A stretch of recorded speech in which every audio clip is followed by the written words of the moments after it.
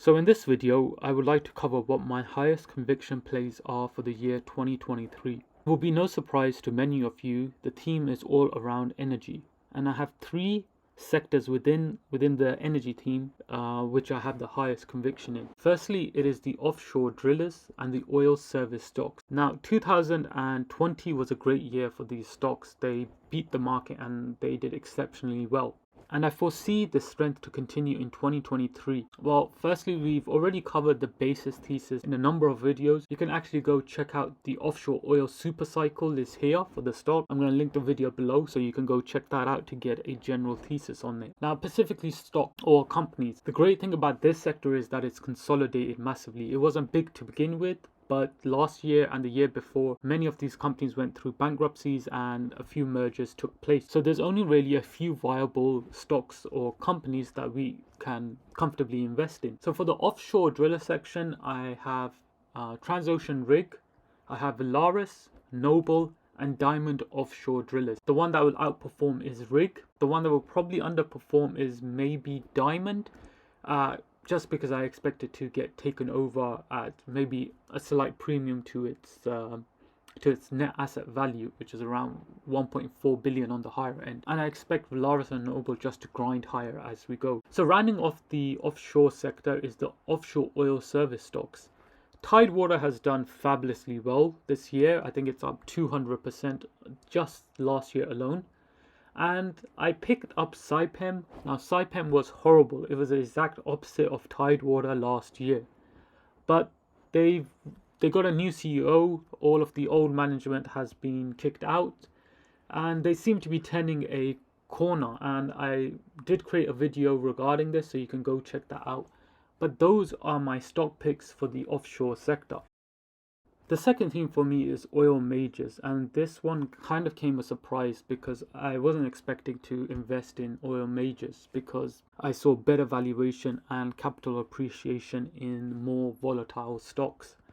But given the political uncertainty of these two countries, which is Brazil and Colombia, these stocks really sold off, I think around 50% for some of the best oil companies out there.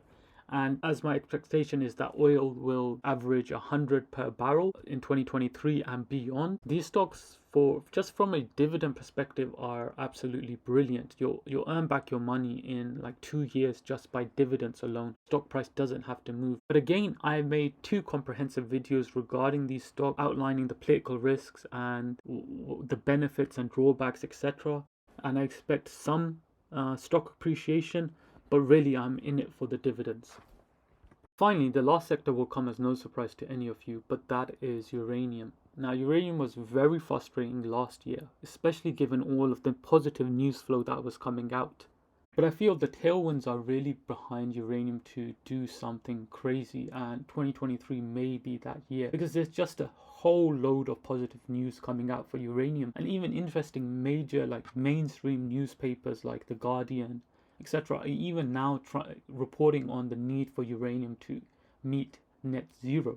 So you may be looking at my uranium portfolio and thinking, is this a uranium portfolio? There's no Cameco, there's no NextGen, there's no Kazam. But my whole idea for building this portfolio was to really outperform the ETF. In my opinion, if I was to invest in Cameco, let's say, I don't think Cameco will outperform the ETF. So I might as well just buy the ETF, get the beta, and spread my risk. So my whole thesis around building this portfolio was to outperform. And these are the stocks that I picked that I think are undervalued and that can outperform the ETF. Well, that's what I'm hopeful of. And tier 2, really, these are like my dark horses. Like if uranium starts to do something crazy, the spot price, I expect these stocks to just explode in stock value. That's what I'm really hopeful for.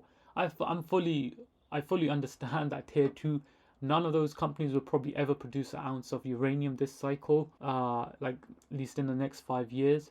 But really, you don't need them to produce anything. You don't even need them to build a mine, because if you look at the last cycle, stuff like Laramide, they never produced a single ounce of uranium, but the stock price appreciated like tenfold.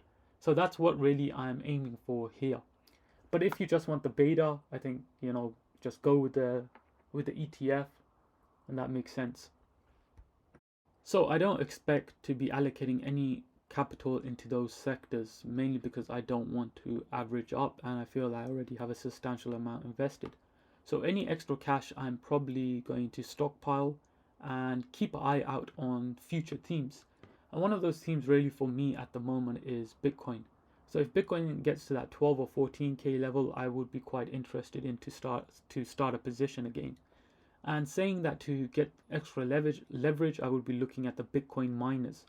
Now, if you watch the video I've linked below on Bitcoin miners, I mentioned not to jump in right now because I think the only time to jump into Bitcoin miners is when you see a bottom in Bitcoin. For me, that's around the 12 to 14k, and that's probably the main theme I will be looking out for in 2023.